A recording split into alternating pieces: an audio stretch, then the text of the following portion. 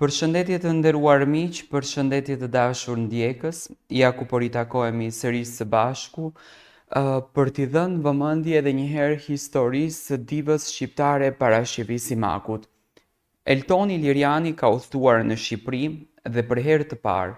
në emisionin Opinion nga Blendi Fevziu, Eltoni Liriani ka rrëfyer ngjarje, histori, ndodhi, le të themi dhe tragjedi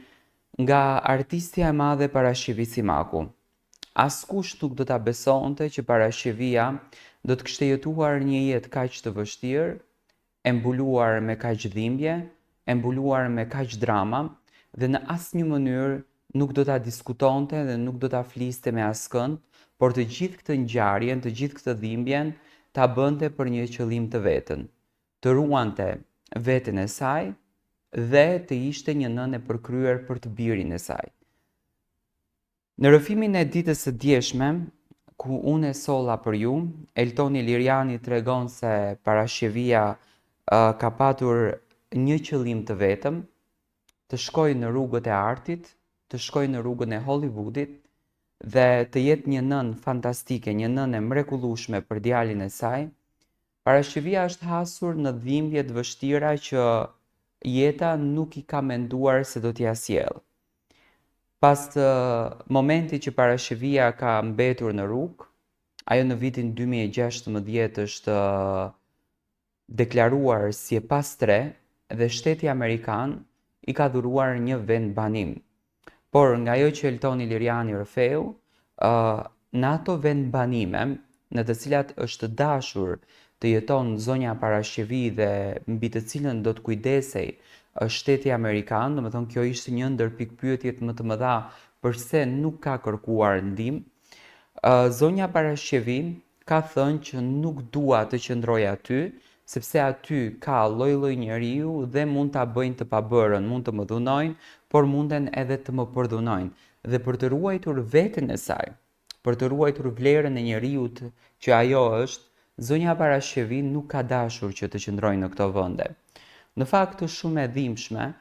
kur e dëgjojmë se sa ka sakrifikuar kjo grua, sa ka sakrifikuar kjo zonjë, vetëm për të ruajtur identitetin e saj që siç duket dhe siç po e kuptojmë, e ka krijuar me shumë zor edhe me shumë vështirësi, sepse është dashur që të ballafaqohet dhe me urrejtjen edhe intrigat që i ka përjetuar nga shqiptarët e saj të asaj kohe. Eltoni ka rrëfyer që zonja Parashivi ka qenë e përndjekur me dijenin dhe pa dijenin e saj nga politikanë të asaj kohe, nga artistë të cilët e kanë parë me urrejtje dhe janë munduar që të dëmtojnë imazhin e saj, të dëmtojnë njeriu që ajo është, por duke ruajtur etikën e zonjës Parashivi, Eltoni në asnjë mënyrë nuk dëshiron që të përmenden emra të cilët do të dëmtonin imazhin e zonjës Parashivi dhe të gjithën këtë e ka mbyllur në zyrtarin e saj. Eltoni ka treguar që pas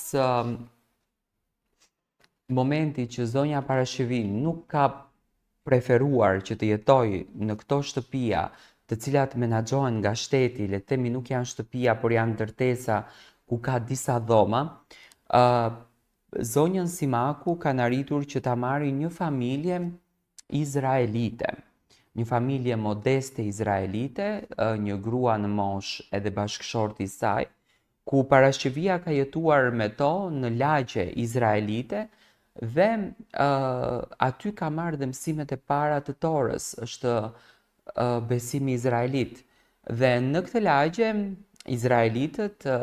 Parashivi Simakun e kanë thirrur Simka, domethënë shkurtesa e emrit Simaku. Ajo ka gëzuar shumë dashuri, ka gëzuar shumë respekt, ka gëzuar shumë lumturi dhe deri para pandemisë, le të themi, Parashivia ka hyrë e ka dalë në atë shtëpi, por jo se ka qëndruar gjithmonë aty, domethënë. Dhe më pas ajo ka mbetur e pastre dhe ka mbetur në rrugë, domethënë ka qëndruar në mes të New Yorkut. Në mes të New Yorkut ka qëndruar Parashivia si për një guri. Dhe shqiptarët të cilët kanë kaluar në këtë zonë, me patjetër që e kanë njohur, dikujt nuk ju janë besuar syt që kjo është artistja e madhe Paraskevi Simaku, dikush e ka quajtur si të çmendur, dikush thjesht e ka parë dhe e ka përgojuar dhe askush nuk e ka ndihmuar Parashkevin me diçka përpos personelit të një lokalit ku Parashkevia ka qëndruar në rrugë përballë tyre. Është e dhimbshme kur e imagjinojmë këtë historinë, domethënë imagjinoni çfarë ka vuajtur kjo grua që unë kam thënë gjithmonë, domethënë ka jetuar në shi, ka jetuar në borë, ka jetuar në trishtim, vetëm e vetëm për një moment të vetëm të gëzoj momentin e saj. Dhe Parashkevia ka arritur t'ia del me shumë mund. Elton Iliriani ka thënë që është emblema e gjithë problematikës se e shoqërisë shqiptare është diva më e madhja, është maja e icebergut. Nëse Paraskevi Simaku si histori do të hapet, shoqëria do të tronditet. Ka personazhe të fuqishëm të përfshirë të politikës të atëhershme, të sigurimit të shtetit që kanë përndjekur pa dijenin e saj, të botës së artit, është diva e pa diskutueshme shqiptare, e xhelozuar maksimalisht nga kolegët e saj. Asnjë koleg i saj, qoftë të bënin edhe një koncert në formë bamirëse, apo qoftë $100, ata heshtën. Ajo dështoi sepse ajo nuk zgjodhi që të ishte një punonjëse seksi, siç janë shumë artistë të tjerë dhe në skandalet që keni parë në SBA. Paraskevi Simaku është një person shumë i pastër, shumë i dashur, që ka besim të madh te Zoti. Kur ka shkuar në Hollywood, jo vetëm që nuk ka pasur mbështetjen e askujt nga shqiptarët, por edhe është goditur. Paraskevi Simaku ëndronte të ishte yll në Hollywood dhe i kishte të gjitha kriteret. Problemi që ka hasur ajo ka qenë që është një person që vjen nga një familje varfër me norma dhe rregulla. Është folur shumë për jetën e saj private, sikur bënte drogë, sikur është e alkolizuar. Asnjë nga këto nuk është e vërtetë. Unë e di shumë gjëra për Paraskevi Simakun, jo të gjitha thuhen. Nuk thuhen për arsye se ka persona publik në Shqipëri